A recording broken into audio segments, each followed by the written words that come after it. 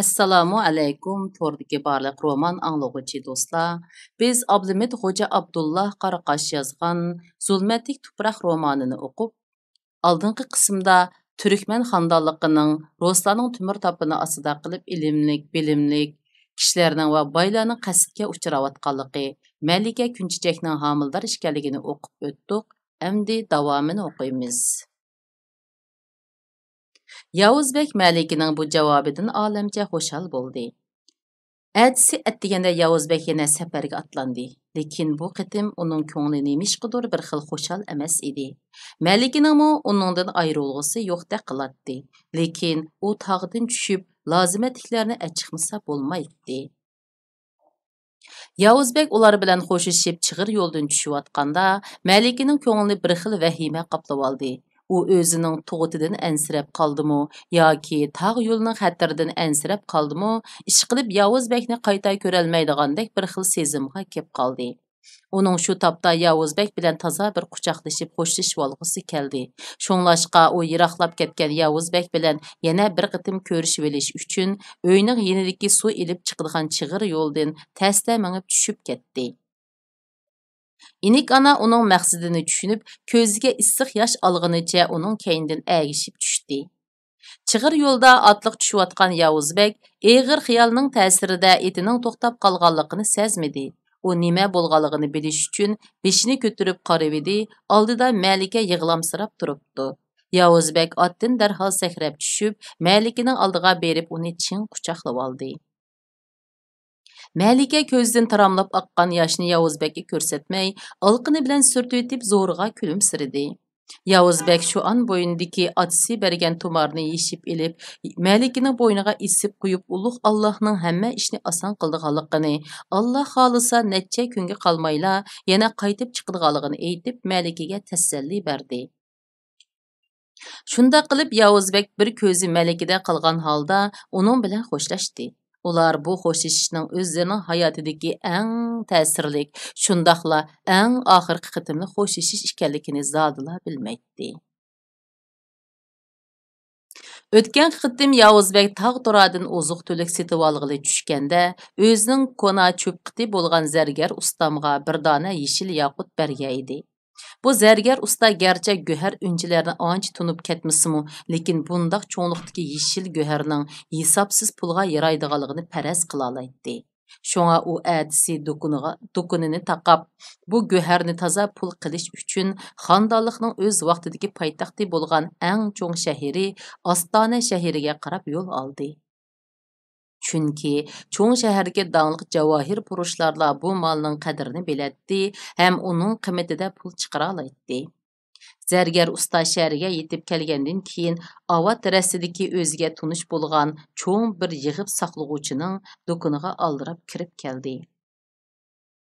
Bu do'konning xo'jayini garchi shaharda nomi atalgan boy bo'lmasimu, ammo o'zi Makka Mukarramga nechqitim berib Ka'bani o'z ko'zi bilan ko'rgan yo'li ravon 9 tal hoji kishi edi.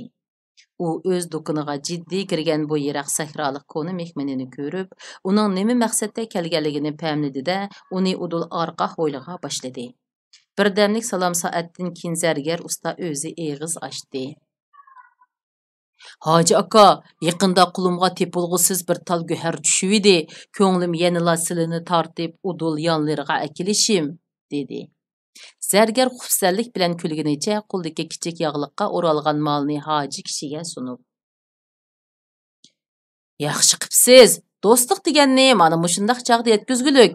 Jahonning qandoq bo'lib ketganligi sizga ayon. Diqqat qilmasak aran turimiz. Qara baloga uskili. Qini men bir ko'rib baqay, dedi hoji tugunjakni yeshkash qo'lidagi molni mansitmaganda qiyofatda. Hoji tugunjakni yeshib ichidagi yeshil molni ko'rib, boshda uni saqtimikin deb o'ylab qoldi. Keyin yoqutni qo'liga ilib, ko'ziga yaqin akilib, quyosh nuriga tutib baqdi. Uning rostligiga jazm qilgandan keyin o'zining hayron qolganligini zargarga chandurmay, ishkiri uyiga kirib bir dona lopa aynakni ko'tarib chiqib, yoqutni yana qaytadan inchiklikdan kuzatishga boshladi. Andin qo'lidagi bu yeshil yoqut bilan qo'lidagi lopa aynakni jijilab baqdi. Darvaqa lopa aynakning yuzida inchika bir siziq paydo bo'ldi. Demek, bu yeşil yaqut haqiqiy almas bo'lib chiqdi. Hoji ömrida bundaq cho'ngliqdagi yeşil almasni ko'rib baxmagan edi. Uning ustiga u bundaq yeşil almasning nihoyatda kamdan-kam uchraydiganligini kishilarning eg'izida anglagan edi. Uning chiroyiga kulka yugurib, zargarning dolisiga mushladi. "Qani do'stim, meningga qanchini beray?" dedi hoji xushalligini ichiga yushirib. Zargar almasning saxta emasligini hojining hilgarlik chiqib turgan ko'zlaridan allaqachon bilib qolg'achqa bo'sh yerdan tushmadi. "Sizlar bu xil sodini qilib kunuk hoji aka. Bundaq molni xandonlik ta'basida emas, butkul 7 iqlimdan izlab topmoq tez. Shundaq ishkan, shunga o'zlari bilib bir nim degaylar. Boshqalar bu ishni anglasa menga bir umr qaramaydi." Zargar boshqalar degan so'zni urg'uliq qilib aytqachqa, hojining yuragi bir oz jig'ildab qoldi. Amaliyotda o'zdek hojidan mingning mulkini bir qilgan taqdirdimi bu yeşil almasqa chiqisholmaydi.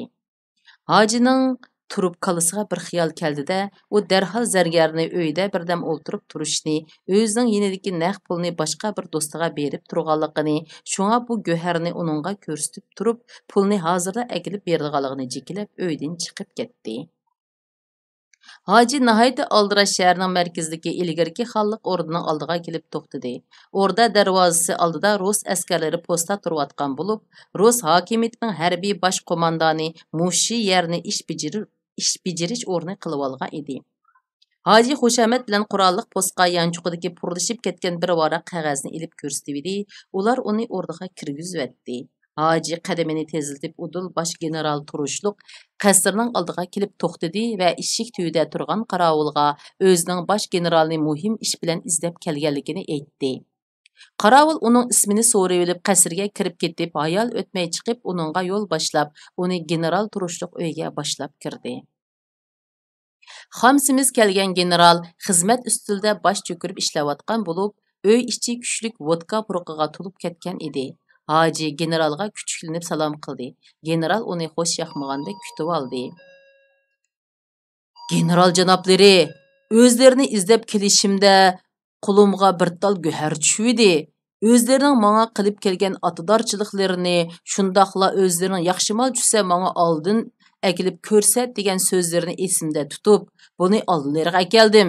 Ko'rib baqsılar oliylari", dedi hoji duduqlab yanchug'idagi tugunchaklangan yog'liqni uningga sunib.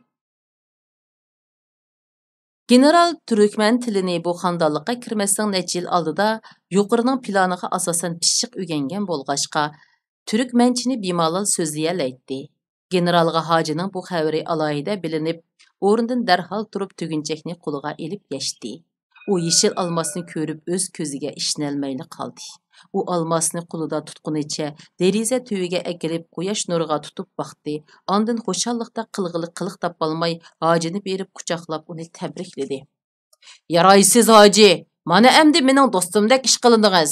Danga, nima olasiz?" dedi general almasni to'xtamay ko'ziga surtib. "Molning egisi hozirla saqlab turdi. Uning bahosi sal o'rida qiladi. Shunga hoji generalning achchig'ini keltirib qo'ymaslik uchun so'zning oxirini aytolmadi. General u gapga quloq solmadi. Uning oldida bu davlatda ishiltayotgan qog'oz pul hech nima bo'lib, uningga lozimi oltin, kumush, layi yoqut edi. Shunga u hojining dolisiga mushlab qo'yib, ichkiridagi uyga kirib ketib, 2 tag'ar pul achiqib hojining oldiga qo'ydi. Hoji ko'z oldidagi buncha jiq pulni ko'rib, chush ko'rayotgan bo'lmay yana deb o'zining quliqini o'zi chimdab baqdi. "Eling birodar, bu mening sizga qilgan azroq ko'nglim. Sizningcha bu pul yetarmi?" dedi general hojining hayajondan yo'g'inab ketgan ko'ziga qarab. Yetmamdigan general oliylari", dedi hoji uningga hijoyig'incha xushamat qilib. "Bundan keyingi hamkorligimiz texmi kuchaysin. Chatoq yo'q oliylari, undaq bo'lsa men qaytay." General hojining bu yerdan tezroq yo'qolishini xohlaydi. Shu topda uning xushalligidan tovlab vaqirg'usi kelib ketgan edi. Shunga u hojini ittik ustib qo'yib, yeşil almasqa qaytadan sapsilishga boshladi. O'zining kitob jozisidan maxsus almasqa oid ruscha qomusni qo'liga oldi. Hoji 2 tag'ar pulni Yüdegeniçe o'rnidan chiqib udul do'koniga keldi. Andin do'kon xizmatchisiga do'konni taqib etib, dam ilishni buyurdi. Xizmatchi ishini taqib etib ketgandan keyin u ikki tag'ar pulning bir yarim tag'ar pulni tiqib qo'yib qolgan yarim tag'ar pulni ko'tarib arqa ho'yilda saqlab o'tirgan zargarning oldiga qo'ydi. Zargar xaltini ichib ichidagi pulga qarab hang-tangli qoldi. Andin o'ylangandek bo'lib oldi keyniga qarayotgandan keyin hojiga dedi. Hammasini olamdim. Elang, shuncha yiroqdan oz jafo bilan kelmadingiz. Loyig'ingizda bo'lmadi. Qolg'ini ko'nglimda bor. Yo'qsa hoji aka, sat bo'ldi. Zargar shundoq deginicha og'zi qulqiga yetib tag'ardagi pulni xuddi hozirla birsi tortib olgandek maydasiga ching bosdi. Bundan keyin yana isil mollar qo'lingizga tushsa, udul meni izdang. Ajringizni hargiz yerda qo'ymayman, dedi hoji g'adayg'inicha o'zini ko'rsatib. Zargar xo'shalligidan hojiga tuzukmi xo'sh demay chiqib ketdi. Hoji uni yo'lga silib qo'yib, eshik derizlarni mahkam taqab, bayamqi tiqib qo'ygan pullarni ilib sanashga boshladi. General hoji bilan xo'shishib, tom kitobni aqtirib yurib, yeshil olmosning faqat Afg'oniston tog'larida kamdan kam chiqadiganligini, bundaq cho'nliqdagi yeshil olmosning dunyoda faqat 2 talla borligini bildi. Lekin kitobda bu olmoslarning nada, kimlarning qo'lida ekanligi to'liq qayd qilinmagan edi. Ochko'z general kitobni darhol yepib qo'yib, harbiy formasini kiyib oldirab hojining do'koniga mangdi. Chunki uning to'ymas nafsiga bu olmosning yana birining izderigini qilib biqish o'ti tutashgan edi. General harbiy mashinasi bilan hojining do'koni oldida to'xtab, shofirni o'ziga saqlab turishni buyurib, xizmat sumkasini ko'targanicha taqalgan do'kon eshigining yanidagi hashamatlik darvozani qoqdi. Hoji uyning ichida pulni amni sanab bo'lishi edi. U tuyuqsiz qiqilgan eshik ovozidan pullarni aldirab-saldirab tag'arga silib, karvatning ostiga yushirib qo'yib, yugurguncha chiqib darvozani ochdi. Hoji eshik tuyda kulimsirab turgan generalni ko'rib, pulni yondirib olg'ili kelgan bo'lmasin yana deganni o'ylab qo'rqqandan arvoyi 40 kez o'rdi. General, bu o'zamidila, dedi hoji eg'izdagi tukurigini aran yutib etib jiddiylashganligini bildirmay. Qani, uyga kirsizlar. General uning o'zidan bek cho'chib ketganligini ko'rib, uning mursiga yenik urib qo'ydi. Hoji bir oz xotirjam bo'lib generalni udul mehmonxonasiga boshlab choy akirgili mingividi. General uni to'sdi. Birodar, bo'ldi, avara bo'lmang. Kelishdiki maqsadi mundoq. Bayamqi go'hiringizga qiziqib qilib, material aqtirib baqqan edim. Qarasam uning asora atiqida qiymati xeli yuqori ekan. Shunga uni sizga bergan odam bilan ko'rishib baqqay dedim. General shundoq degach xizmat so'mkasidan bir qancha bog'lam Amerika dollarini chiqarib, hojining qo'liga sundi. Ishning tigi taktini tushangan hojining yuragi o'rniga tushib, ichida Xudoga ming shukr qildi. U dollarni ko'rib texmi hayajonlanib, "Oliylari, buningmi bunchalik koyib ketish ketamdi? Qarasila, silini, meni o'z ko'rmaydiganlar-da", dedi hoji pulni olg'ili unamay. "Elang, uyingizga bunda quruq kelmasam bo'ladi. Bumi mening ko'nglimda", dedi general buyruq talaffuzda pulni uning qo'liga majburiy tutqizib qo'yib. Hoji ustilab kelgan bu omadlardan xo'sh bo'lib, generalning yeniga yaqin kelib, uning quliqiga bir nimalarni qussurladi. General beshini lingshitib uning ko'rsatgan maslahati bo'yicha ish qiladigan bo'ldi. Ertasi hoji yiroq sahrodagi zargar ustining yurtiga qarab safarga otlandi. Bir qancha kunlik safardan keyin hoji hiliqi zargarning uyiga berib 10 necha bog'lam pulni uning oldiga qo'yib, maqsadini aytdi. Zargar Yavuzbekning kimligini bilmaydi. Shundaqdimi pulning qiziqtirishi bilan Yavuzbek kelganda uni generalga tutib beradiganga, hojimu angacha zargarning uyida Yavuzbekning kelishini saqlab turadiganga maslahatlashdi. Yavuzbek Malika bilan xo'shishib 2 kundan keyin heliqi bozorga yetib keldi. U odati bo'yicha ko'na cho'pqiti bo'lgan zargarning ishigini yenik chekdi. Zargar ishini ichib Yavuzbekni ko'rib intayin jiddiylashib, yuragi boshqacha silib ketdi. Zargar bir turib yana ko'nglida uning bu yerga mangu kelmasligini umid qiladi. Ammo pulning shaytoni uning iymonidan g'olib keldi. Shuning bilan u hojining ko'rsatgan plani bo'yicha Yavuzbekni uyiga ching tutdi. Yavuzbek nihoyat axloqliq, kishining ko'nglini avaylaydigan odam bo'lganligi uchun bu qitim zargarning ko'nglini rad qilolmay uning uyiga kirib duo yondiribla chiqmoqchi bo'ldi. Yandaki uyning derisidan ularning harakatini mushukdek marlab turgan hoji, ishdan kirgan bu yo'chin odamning taqib turqi zargar tasvirlab bergan yeshil yoqutning egisiga o'xshaydiganligini bilib, darhol saqlayotgan odamning shu ekanligini faraz qildi. Yavuzbek duoni yondirib qopishqa tamshalganda, hoji aldirab kirib keldi. U Yavuzbek bilan intayin qizg'in ko'rishib, o'zini zargarning yiroq Namangandagi tog'isi ekanligini, otasining beshining mushu yurtda ekanligini, qabra beshini yo'qlash uchun atayin yiroq yerdan bu yerga kelganligini aytib, ko'z yeshi qildi. Ko'ngillarni buzmaslar aka. Allah bizdagi bu omonatni hamon bir kuni elib ketadi. Yaqindan ayrılmagan kim bor? Sabr qilsizlar, dedi Yavuzbek yig'lab eqib ketgan Namanganlik bu kishiga tasalli berib. Shundoq ukam, aytqanlari to'g'ri, lekin odam degan ho'l narsa ekan. Yosh cho'ng'aygan seri mushundoq bag'ri sunuq bo'lib qoladi ekan. Oldilarda sat bo'ldi ukam. Hoji shundoq deginicha ko'zdagi yoshni qo'lyoliq bilan surtgach, ko'zining quyruqida zargarga qarab qo'ydi. Angacha zargar Yavuzbekka choy damlab akirmoqchi bo'lib sirtqa mangdi. Yavuzbek buni ko'rib qo'pishqa tamshilibdi. Namanganlik buvay Yavuzbekning qo'lini ching tutib uni o'rnidan qo'pqilib qo'ymadi. Tova ukam, bir piyola choy bo'lsimi ichib menging. Ko'zimga issiq ko'rinib edingiz. Atining yoqi sizga dard to'kib yig'labdiman. Bir oz ta'xir qiling. Sizga bir piyola bo'lsimi choy tutay.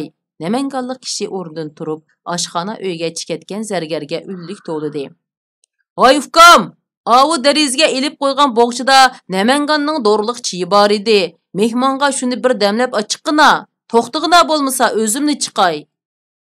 Namanganlik kishi aldirab qalichini sepib, o'zi turadigan hujraga kirib, so'mkisidan kichik bir shisha qutini oldi. Andin oshxona uyga chiqib, choy damlaydigan chaynakning ichiga qo'lidagi shishidagi do'ridan 2-3 chimdim soldi. Hojining bu ishlarini ko'rib, zargarning qo'rqqandan chiroyida qon qolmadi. U chaynakni patnusga silib mingibdi, qo'li titrashga boshladi. Buni ko'rgan hoji uningga toza bir oliyib qo'yib, patnusni o'zi ilib mangdi. U Yavuzbekning oldiga yugunib o'tirib 3 piyolaga choy qo'ydi. Andin Yavuzbekka qarab: "Eling ukam, biz taraflarga berib qolsangiz, mendek bir g'erib okingizni yo'qlab o'tarsiz. Mendek bir musofirning tutgan chiyini unutib qolmassiz ukam." Namanganlik shundoq degach, yana ko'ziga yosh ilib, michildab yig'lashga boshladi. Shundoq qilib bu qitimliq roman o'qishimiz mushargichi bo'ldi. Kelar qitim ko'rishayli, xayr xo'sh.